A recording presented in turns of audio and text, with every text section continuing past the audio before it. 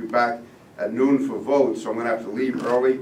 I'm going to ask the county executive to write a note in case I'm late, excuse me, with the speaker.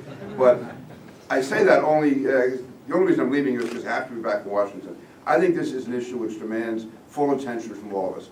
And I certainly pledge myself to do all that I can to work with everyone in Nassau County and on Long Island and throughout the state to try to at least get this menace and this epidemic under control.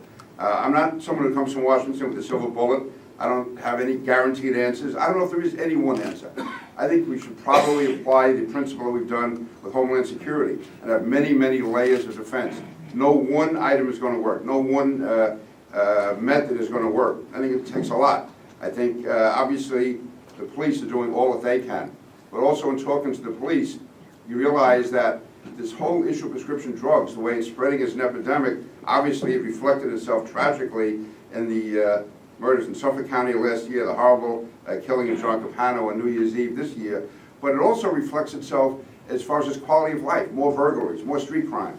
It's permeating through our society, and I think I can speak for myself, and I think many people, until the murders in Selden last year, I think we realized just how evil and how dangerous this threat was. It was sort of like maybe an easy hiding, something that people would abuse their prescription drugs, but really no harm, no foul. Now we realize how deadly and evil it is and how it's spreading, and how when they can no longer afford the prescription drugs, it leads to heroin, and then we become a community just saturated with drugs, which we in Long Island and nowhere should have to put up with that type of situation. Now, again, as I said, there is no easy answer, and I know that people have spoken about increased database use for pharmacists. I know there's some pushback against that and the imposition that would be, but I think everyone has to see what they can do. I would hope as a result of all of these meetings, we can see pharmacists who are already doing a lot, find better ways to cooperate with police better ways with pharmacists, doctors who can't overprescribe prescription drugs, have better controls, to have our schools realize that this is a danger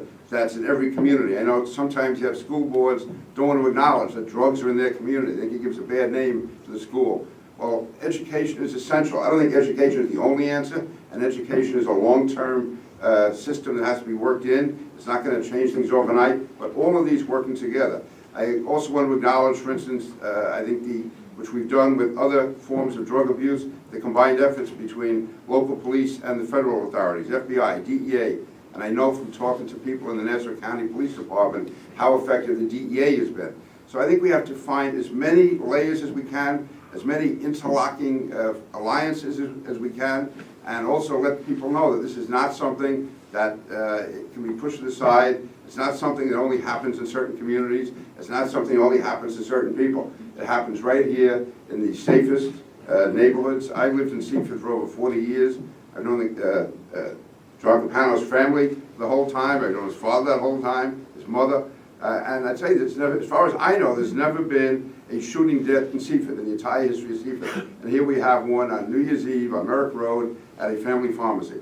So if it can happen in Merrick Road and Seaford, it can happen anywhere. And that's what I think we have to realize. This is something that's going to affect all of us, and it's insidious because we're talking about a drug that's legal.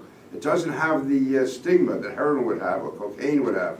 It's a legal drug, and it's easy to take that step to go from using to abusing and to selling. And so again, I just ask all of you here today to think of ways that everyone can work together, everyone going forward in an alliance. And again, there will be no magic answer, but if we can just make incremental steps, step by step by step, and then have an overall education process, I think we can, and I hope and I trust that we will get this under control and stop it before it destroys our community. So again, I want to thank the county executive and district attorney for work that they're doing. Thank Farm and InfraGuard for putting this together.